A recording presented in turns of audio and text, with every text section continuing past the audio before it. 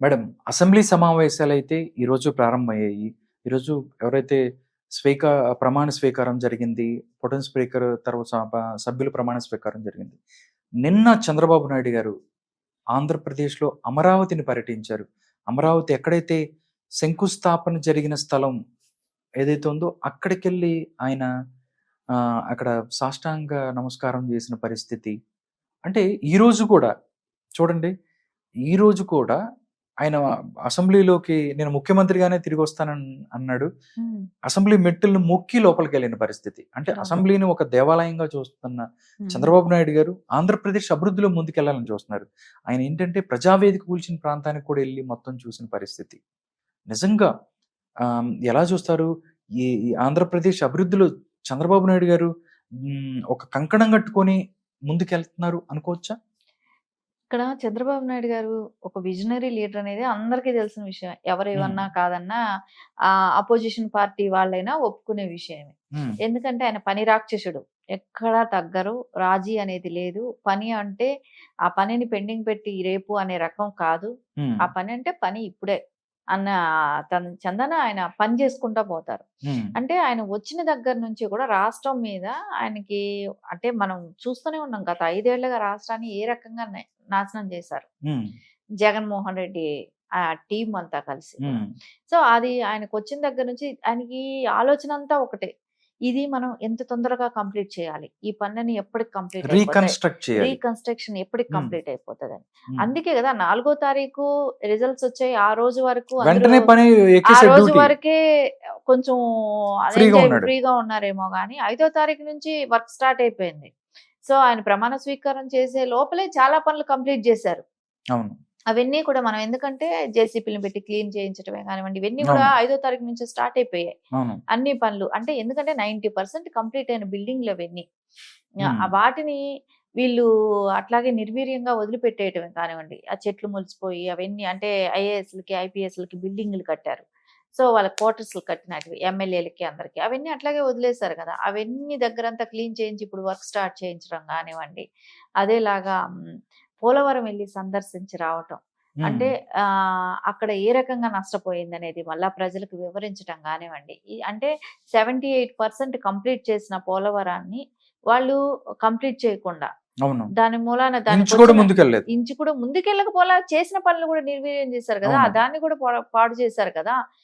అవన్నీ చేయటం గానివ్వండి. ఇవన్నీ చూసి అంటే కేంద్రం నుంచి నిధులిచ్చామని కూడా వాళ్ళు చెప్తున్నారు. హ్మ్. కేంద్రం కూడా చెప్తుంది. ఆ నిధులన్నీ కూడా వీళ్ళు స్వాహా చేసేసేయటం గానివ్వండి. అవన్నీ చూస్తే ఆడ ఎంత పోలవరంకి అన్యాయం జరిగిందనేది. సో, అది కూడా ప్రజలకు వివరించడం కానివ్వండి. మనం ప్రజావేదికని ఫస్ట్ తుగ్లక్ పరిపాలన అంటే అంటే ఏదనేది ప్రజావేదికను కూల్చేసాడు. ఏదనేది మనం చూసామంటే ప్రజావేదిక నుంచే మనం చూసాం. హ్మ్. ఆయన ప్రమాణ స్వీకారం చేసిన రోజు నుంచి అది కూలగొట్టడం జరిగింది కాబట్టి. సో, అక్కడికెళ్ళి దాన్ని కరెక్ట్ డెసిషన్ తీసుకున్నారు బాబు గారు. అది ఒక పరిపాలనకి అవగాహన లేని ముఖ్యమంత్రి వస్తే ఎలా ఉంటది రాష్ట్రం అనే దానికి అది ఒక ఎగ్జాంపుల్‌గా అది ఫస్ట్ టైమ్ జరిగింది. అంటే అట్లాంటివి చాలా చేసాడు దుర్మార్గులు. హ్మ్. కానీ అది ఫస్ట్ దాని మీదే అటాక్ జరిగింది కాబట్టి దాన్ని అలాగే ఉంచాలి. అవును. దాని దగ్గర రీకన్‌స్ట్రక్షన్ చేయకూడదు. ప్రజలకి సందర్శనార్థం అది ఉంచాలి అనే విధంగా అలాంటి డెసిషన్ తీసుకోవటం అనేది ప్రజలందరూ కూడా దాన్ని చూస్తే గాని రాష్ట్రాన్ని అంటే ఇప్పుడు అక్కడ మనకు శిథిలాలు కనపడుతున్నాయి. అదేలాంటి శిథిలాలే స్టేట్ మొత్తం కూడా చేశాడనేది ప్రజలకు ఒక అవగాహన కూడా వస్తుంది. హ్మ్. దాన్నెళ్లి సందర్శించటం కానివ్వండి, ఎక్కడైతే అమరావతి శంకుస్థాపన చేశారో, హ్మ్. అక్కడికెళ్లి చూసి రావటం కానివ్వండి, అవును. అక్కడెళ్లి ఆయన సాష్టాంగ నమస్కారం చేయటమే హ్మ్. కానివ్వండి. అంటే ఆయనకి ఉంటది బాధ అనేది అవును. సహజంగా ఉంటది గదా! ఈ పాటికి ఆయన గాని మళ్ళా 19 నుంచి ఇప్పుడు 24 వరకు మళ్ళా ఆయనే సీఎంగా ఈ పాటికి ఉండుంటే, మొత్తం అంతా ఈ కంప్లీట్ పాటికి అయిపోయేది. మొత్తం కంప్లీట్ అయిపోయేది. ఇంత హ్మ్. వృధా అయ్యేది కాదు. రాష్ట్రం ఇంత అప్పుల పాలయ్యేది కాదు. ఆ! పోలవరం కంప్లీట్ అయిపోయేది. అమరావతి రాష్ట్రం క్యాపిటల్ సిటీగా ఒక పెద్ద నగరంగా తయారయ్యేది. హ్మ్. ఇన్ని రకాల ఉద్యోగ అవకాశాలు యువతకి గానివ్వండి, ఇవన్నీ జరిగేది గదా! సో, ఇవన్నీ గూడా ఇంత లేట్ అవ్వటమే గానివ్వండి, దీని మూలాన ఖర్చులు కానివ్వండి, 5 ఏళ్ళు అప్పుల పాలు చేయటమే గానివ్వండి, రాష్ట్రాన్ని దివాలా తీయించటం గానివ్వండి, ఇవన్నీ చూసినప్పుడు సహజంగా ఆయనలో ఉన్న బాధ అనేది ఎక్కువగానే ఉంటది. హ్మ్. ఎందుకంటే ఒక నీతి, నిజాయితీ, న్యాయంగా, నిబద్ధతతో పనిచేసే వాళ్ళకి ఇలాంటి దుర్మార్గులు చేసే పనిని చూస్తే బాధ కల్పిస్తుంది. ఓకే. ఎందుకంటే ఇది దుర్మార్గ ప్రభుత్వం కదా. అవును. సో తెచ్చుకున్నామా దాచుకున్నామా అనే రేంజ్ లో ఉంటాడు. అవును. అలాగే చేశారు అప్పులు గత 5 చేశాడా? సంవత్సరాలు. అంతే కదా. హ్మ్. అప్పులు చేశాడు, తెచ్చుకున్నాడు, ఆయన దాచుకున్నాడు. సో ఇంకా ఏదైనా తాకట్టు పెట్టామా, వెళ్ళి రిషికొండ లాంటి ప్యాలెస్లు కట్టుకున్నామా? ఇంకొక 4 కర్నూలులో మళ్ళీ నిన్న వచ్చింది మేడం. కర్నూలులో వైఎస్ఆర్సీపీ ఆఫీస్ కోసం 100 కోట్లు పెట్టి ప్యాలెస్ అంట. ఆఫీస్ కోసం. అది ప్రజల స్థలంలో, ఓ గవర్నమెంట్ స్థలంలో. ఓహా దాన్ని కూడా ఏ అధికారులు పర్మిషన్ లేకుండా కూడా, అంటే వాళ్ళు ఏం చేయాలని కొన్ని చేశారు, ఏ అనుమతులు కూడా లేకుండా. అనుమతులు ఏమీ అవసరం లే. అది వైఎస్ జగన్మోహన్ రెడ్డి రాజ్యాంగం కదా. వాళ్ళే వాళ్ళే రాజ్యాంగం రాజ్యాంగం రాసేసుకుంటారు కూడా. అంబేద్కర్ రాసిన రాజ్యాంగం కూడా వర్తించలేదు ఈ 5 ఏళ్ళు ఓకే. ఏపీ గవర్నమెంట్ లో. మొత్తం వాళ్ళ రాజ్యాంగమే వర్తించింది కాబట్టి వాళ్ళకి ఇష్టం వచ్చినట్టు చేసుకుంటా పోయారు. దానికి అన్నిటికీ కూడా చెక్ పెట్టే టైం వచ్చింది. అన్నిటికీ మూల్యం చెల్లించుకునే టైం కూడా ఇప్పుడు స్టార్ట్ అయిపోయింది. ఆ మూల్యం చెల్లించుకుంటారనే భయంతోనే ఇప్పుడు ఏమిటంటే శవ రాజకీయాలు మళ్ళా స్టార్ట్ చేశాడు. అవును. అంటే గతంలో మనం చూసాం, రాజశేఖర రెడ్డి గారు చనిపోయిన దగ్గర నుంచి ఆయన బాడీ ఇంటికి రాకపోయినా ఇష్టం అనుకుంటండి శవ రాజకీయాలు అనేది స్టార్ట్ చేసేసాడు. అప్పుడే వాళ్ళ నాన్నగారి శవం ఇంటికి రాకముందే కూడా సంతకాల సేకరణ చేసేసి నేను ఒక సీఎం క్యాండిడేట్ గా ఉంటానని చెప్పి సోనియా గాంధీ గారి దగ్గరికి ప్రెషర్ తీసుకెళ్లి ఆవిడతో ఒప్పించే ప్రయత్నాలు చేయటం, ఇవన్నీ చేస్తే ఆవిడ ఎక్కడ తోకగోసి సున్నం పెట్టాలో ఆ రకంగా పెట్టింది, పక్కకు పెట్టేసింది. సరే, దాని తర్వాత కేసులు పడ్డాయి, జైలుకి వెళ్ళాడు. జైలుకి వెళ్ళిన తర్వాత చెల్లిని తల్లిని వాడుకున్నాడు. ఆయన మళ్ళా స్టార్ట్ చేశాడు పాదయాత్రలు అని చెప్పి. ఓదార్పు యాత్ర చెల్లితోనూ తల్లితోనూ చేయించాడు. అంటే అప్పుడు చనిపోయిన వాళ్ళనంటే వీళ్ళు లిస్టు వేసేసారు. ఇంకా ఆ టైంలో 6 నెలల్లో ఏ రకం యాక్సిడెంట్ లో చచ్చిపోయిన వాళ్ళు, వాళ్ళ మూలానే హార్ట్ అటాక్లో చచ్చిపోయిన వాళ్ళు, వాళ్ళ మూలానే అనారోగ్యంతో చచ్చిపోయిన వాళ్ళు, వాళ్ళ మూలానే ఆత్మహత్యలు చేసుకున్న వాళ్ళు, అంటే ఏదైనా వాళ్ళ పర్సనల్ ప్రాబ్లమ్స్ రాజశేఖర రెడ్డి గారు చనిపోయిన దాని బాధతో చనిపోయిన లిస్ట్ లో వీళ్ళందరినీ వేశారు. 6 నెలలు చచ్చిపోయిన జనాలందరినీ వాళ్ళ లిస్ట్ లో వేసేసారు. జాయింట్ అప్పుడు ఉమ్మడి రాష్ట్రంగా ఉన్న ఏపీ వెళ్ళిపోయి అక్కడికి వెళ్ళి అందరినీ వాళ్ళ ఖాతాలేసి వెళ్ళేసి ఆ సంవత్సరాలన్నీ ఆ 4 ఏళ్ళు అపోజిషన్ లో ఉన్న రోజులు వాళ్ళు ఓదార్పు యాత్ర స్టార్ట్ చేసేసారు. అది ఇప్పుడు కూడా మళ్ళీ ఇది ఇప్పుడు మొదలవుతుంది అంటే మళ్ళా మధ్యలో బాబాయ్ శవం, బాబాయ్ మధ్యలో ఆయన ఉన్నాడు కదా, బాబాయ్ శవం దొరికింది. దాన్ని ఒక నాటకీయం చేశాడు. దాని తర్వాత గులకరాయి స్టార్ట్ చేశాడు ఇప్పుడు మొన్న ఎలక్షన్ కి. అంటే రీసెంట్ గా గులకరాయి మధ్యలో ఎవరు దొరకలేదు ఒకటి. అంటే పారిపోయారు వాళ్ళ మదర్ వాళ్ళు అన్నా కానీ ఇక్కడ ఉంటే ఏదో అవుద్దనే వాళ్ళు ముందే గ్రహించడం, వాళ్ళు వెళ్ళిపోవటం కూడా జరిగింది. తర్వాత గులకరాయిని స్టార్ట్ చేశాడు. ఆ గులకరాయికి వచ్చారు. గులకరాయి నమ్మలేదు ఎవరు. గులకరాయి ఎవరు నమ్మలేదు కదా. ఎవరు దాన్ని గులకరాయిని గురించి ఎవరు పెద్ద డిస్కషన్ లేదు. ఆయన అది కాకుండా 10 రోజులు బ్యాండేజ్ పెట్టుకుంటే అసలు ప్రజలు ఎవరు నమ్మే పరిస్థితి లేకుండా 10-15 రోజులు పెట్టుకున్నట్టున్నాడు బ్యాండేజ్ కూడా.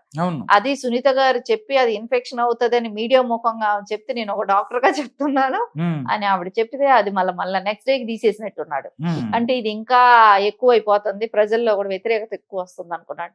అది ఎవరు నమ్మలా. అసలు గులకరాయి సతీష్ విషయం అసలు ఎవరు నమ్మలా. అంటే ఒక టర్మ్ లో అది కోడికత్తి సీనితో స్టార్ట్ చేసింది, అది అప్పుడు నమ్మారు కానీ కొంచెం. అంటే అది ఇప్పుడు అదైతే అది కూడా ఫేక్ అని అందరికి తెలిసిపోయింది. అది కూడా కావాలని చేశాడనేది తర్వాత తెలిసిపోయింది కదా. ఎందుకంటే శ్రీనివాస్ అనే ఆ వ్యక్తి వచ్చి బయట చెప్పడం మొదలు పెట్టాడు కదా. సో అది కూడా ఫేక్. కాకపోతే తర్వాత చేద్దాం అనుకున్నాడు, ఎలాగో శవం దొరకలేదు, శవ రాజకీయాలు చేయడానికి శవం దొరకలేదు. సో ఇప్పుడు మళ్ళా ఏంటంటే ఈయన ఓడిపోయాడని చెప్పేసి అసలు చనిపోయారంటే నాకు అర్థం కాదు. మనం చూస్తాం మీడియాలో ఎవరు చనిపోయారు నాకు అర్థం కాలేదు మేడం. ఈయన అంతా అది కాదు, ఈయన అంత చనిపోయిన వాళ్ళు లిస్ట్ తెప్పించుకుంటున్నాడు మొత్తం. ఇప్పుడు కూడా అంతే అంతే అవుతుంది. ఈయన ప్రజలే చూడలేదు కదా. అసలు ఈయన ఓడిపోయారంటే అందరూ హ్యాపీగా పండుగ చేసుకున్నారండి. ఈయన చచ్చిపోయాడంటే నాకు అర్థం కాదు. మీకు ఇప్పుడు ఈయన ఓడిపోయాడని మీకు చాలా విలేజ్ల్లో అండి అమ్మవారి పొంగళ్ళు పెడతారు, తెలుసు కదా.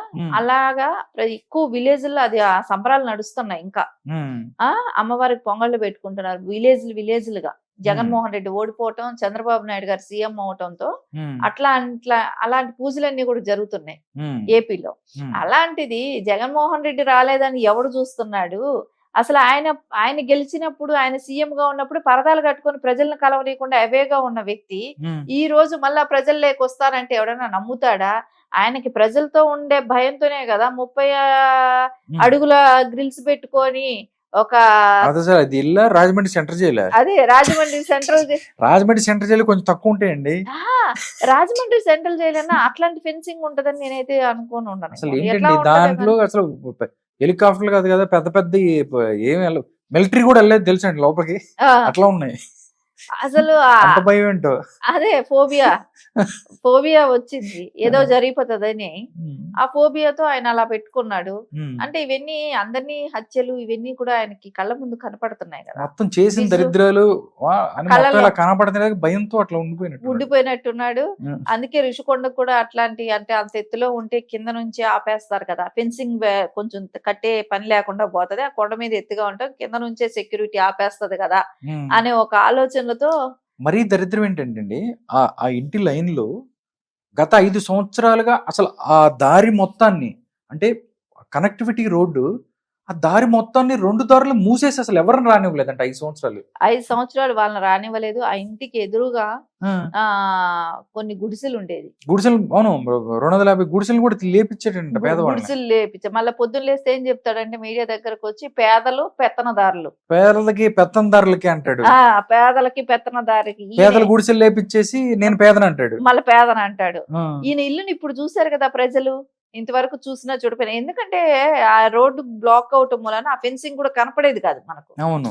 ఇప్పుడు అది ఓపెన్ గా కనపడుతుంది కాబట్టి ఖచ్చితంగా ప్రజలందరికీ ఇప్పుడు అర్థమైంది ఆ అవును. బిల్డింగ్ ఏంటి, అలా అదేంటి అనేది ఇప్పుడు కొంచెం అర్థమై ఉంటది. ఉమ్, అవన్నీ చూస్తే జగన్మోహన్ రెడ్డికి ఫోబియా ఒకటి, చేసిన తప్పులు ఆ వెంటాడుతూనే ఉన్నాయి.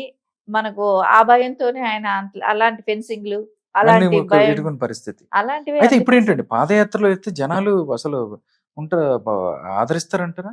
నేను అదే అంటున్నానండి. ఆ, నాకైతే అనిపించేది ఏంటంటే ఒకటి అంటే అనిపిస్తది. ఈయన వస్తుంటే మొత్తం పారిపోతాడు, ఈయన ముద్రబాబు వద్దు వద్దు అట్లా ఎందుకు అనుకుంటారు, బుల్లెట్ ప్రూఫ్ ఒకటి ఆ, గాజు దైన్లో ఆయన అభివాదం చేసుకుంటా అలా వెళ్ళాలి అంటే జస్ట్ వెళ్ళిపోతాడు అంతే. అంతే. ఆ, ఎందుకంటే ప్రజలను తాకాలి, ప్రజల పక్కకి వెళ్తే ఆయనకు ముందే ఒక ఫోబియా ఉంది. ఆ, ఇంకొకటి లేకుండా అంటే పులి బోను కట్టుకొని పులిని ఊరేగించేవాళ్ళు ఇది వరకు. ఆ, సో రేపు పొద్దున ఈయన కూడా అలాగే. ఉమ్, ఎందుకంటే కంచెలేయటానికి గవర్నమెంట్ ఒప్పుకోదు కదా, ఉమ్.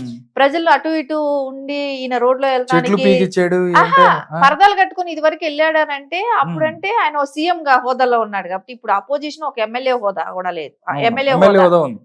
అపోజిషన్ లీడర్ హోదా కూడా లేదు. ఉమ్, ఆయన్ని పరదాలు కట్టి అటు నుంచి ఇటు నుంచి చూడమనే రైట్ ఇప్పుడు ఈయనకి లేదు. అవును. గవర్నమెంట్ అలాంటి పర్మిషన్స్ ఇవ్వదు కాబట్టి ఈయనే ఒక బోన్ లో ఉంటాడేమో. ఓకే. ఈయన్ని ప్రజలు వచ్చి దూరం నుంచి చూడటం, దూరం నుంచి మాట్లాడటం ఉంటది. జూలో జంతువుని చూసినట్టు చూసి వెళ్ళిపోవాలంటారు అంతేనా? అంతే ఖచ్చితంగా.